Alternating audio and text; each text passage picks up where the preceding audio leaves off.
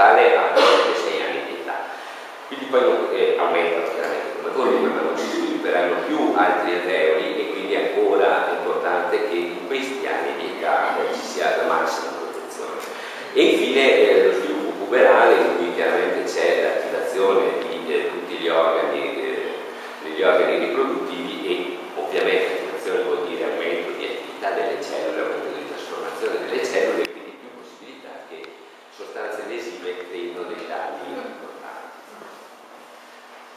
Un esempio tragico è la valutazione di quello che è successo dopo, per esempio, con la bomba atomica durante la Prima Guerra Mondiale. Si vede come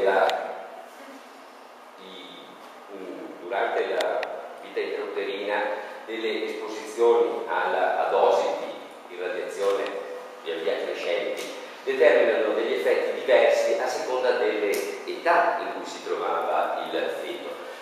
I più importanti sono nelle prime 8-15 settimane di sviluppo, in cui appunto c'è lo sviluppo molto importante di cellule e di organi, e man mano che poi avanza la gravidanza l'effetto è meno importante. Un altro esempio è quella che è famosissima come la sindrome di Minamata. Sindrome di Minamata è il nome, quello di una baia giapponese nella quale, probabilmente lo sapete tutti, no? È uno dei capisaldi delle prime documentazioni di correlazioni fra inquinamento e danni alla salute.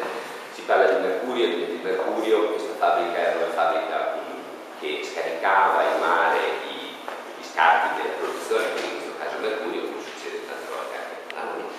E in questa baia vivevano parecchia gente che si cibava molto di pesce, e è stato dimostrato anche qua che le lesioni, questo è molto schematico, chiaramente le lesioni a livello del sistema nervoso centrale causate dal mercurio cambiano molto a seconda dell'età in cui si manifestano, in cui queste lesioni colpiscono. In età fetale ancora sono molto importanti, diventano via via meno importanti quanto più è avanzata l'età delle persone. Di questo abbiamo già accennato un attimo, al fatto che gli alveoli si sviluppino quasi tutti durante i primi anni. Un altro motivo per cui i bambini sono più sensibili all'inquinamento è che sono immaturi, lo sappiamo, noi pediatri lo sappiamo benissimo, lo sanno tutti. Un bambino non è un piccolo adulto, ha dei sistemi di metabolismo che non sono ancora maturi, e questo può far sì che le sostanze che lui assume possano essere modificate in modo diverso rispetto a quelle che assume un adulto, e questo può determinare quindi un effetto diverso, maggiore o anche minore in alcuni casi, il livello di tossicità. I bambini sono più esposti perché mangiano, vivono e respirano di più di un adulto. In proporzione al loro peso, come vediamo, un bambino di età inferiore ad 1 anno respira 2 volte di più di un adulto, beve 5 volte di più di un adulto e mangia 6 volte di più di un adulto. E pensate a cosa vuol dire questo, pensando che tutti i limiti per le sostanze potenzialmente tossiche che sono stabiliti dalle leggi europee vengono calcolati sull'adulto. Allora, se una sostanza tossica è tollerata fino a X per un uso nell'adulto, dovrebbe essere perlomeno di 6 volte meno se la mangia un bambino, e questo di solito non succede. E poi ovviamente i bambini hanno una maggiore esposizione e hanno un maggior tempo per lo sviluppo delle malattie. La maggiore esposizione sia attraverso la via intestinale, ad esempio l'esempio classico del piombo, che viene assorbito molto di più dall'intestino di un bambino di età inferiore a 1 anno rispetto a quello di un adulto, attraverso anche però la pelle, ad esempio. La pelle di un bambino è più sensibile, meno dura, meno resistente rispetto a quella di un adulto.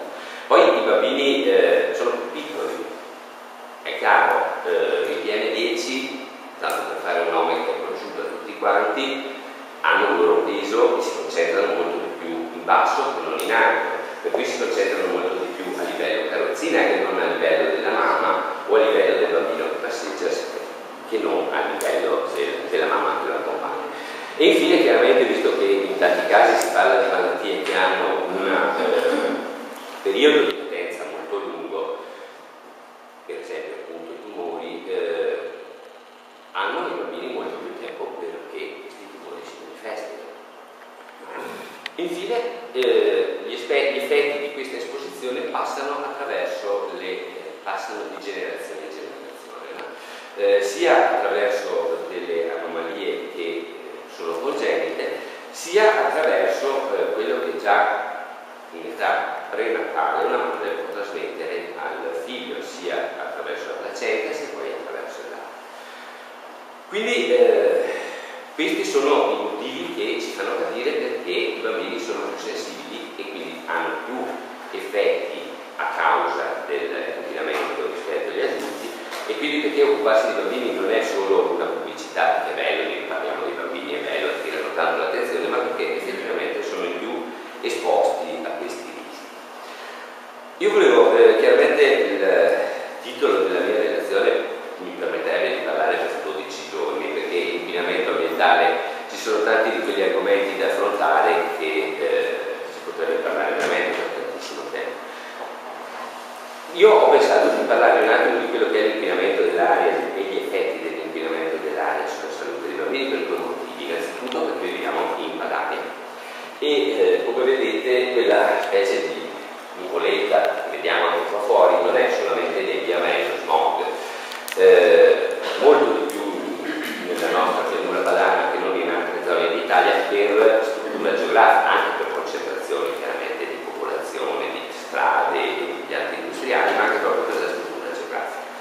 Quando cominciano queste giornate di nebbia vuol dire che aria non ce n'è proprio, non c'è un filo di vento, e vuol dire che fra un po' i sindaci dovranno decidere che bisogna fare la domenica tarde alterne perché il PM10 ha superato i limiti, che lo scoprono sempre in questo periodo qua, no? Allora, l'inquinamento dell'aria è inoltre una delle cose sia più documentate sia per le quali i bambini soffrono di più. Io non ho voglia di parlare di formule, queste sono solamente un po' delle sostanze che ci sono, un po' delle sostanze inquinanti che ci sono nell'aria che noi respiriamo. Di solito si parla sempre delle polveri sottili. Le polveri sottili sono le più conosciute anche da tutti, anche tutti i giornali parlano sempre di quelli, il famoso PM10, e ne parlano essenzialmente perché intanto perché è facile da misurare e poi perché in realtà il PM10 è una specie di calamita che trattiene, accumula tutte le altre sostanze chimiche e le trasporta e le veicola molto più facilmente all'interno dell'atmosfera. PM10 è una sigla che ormai è vecchia, si parla di PM2,5 adesso, che però è un po' più difficile da misurare, non si misura ancora da tutte le parti. Più queste particelle sono piccole, più chiaramente capirete possono passare attraverso i nostri polmoni. Il PM2,5 non si limita a depositare, con tutte le sostanze legate adesso, non si limita a depositarsi a livello degli alveoli polmonari, ma li oltrepassa e passa tranquillamente. Allora, questa è la stessa, più o meno la stessa foto di prima, se vedete. Quella zona rossa corrisponde sempre a quella zona dove prima c'era lo smog e è semplicemente uno dei parametri di inquinamento, il diossido di azoto. Come vedete, in tutta Europa le due zone in cui c'è una maggiore concentrazione sono queste due. Questa è la Ruhr, quindi la zona in cui ci sono un sacco di industrie, e quest'altra che, se vogliamo, ancora un pochino più concentrata è proprio il posto dove viviamo. Diossido di azoto, perché ho trovato questa bella fotografia, ma lo stesso chiaramente vale anche per tutte le altre sostanze. Le origini le conosciamo tutte di questo inquinamento, sono essenzialmente tre: il traffico veicolare, la produzione industriale, produzione e pulizia industriale, quindi parliamo anche degli inceneritori, e il riscaldamento delle abitazioni. Nelle città medio-grandi il 70-80% di tutto lo smog è causato dal traffico, che è senz'altro la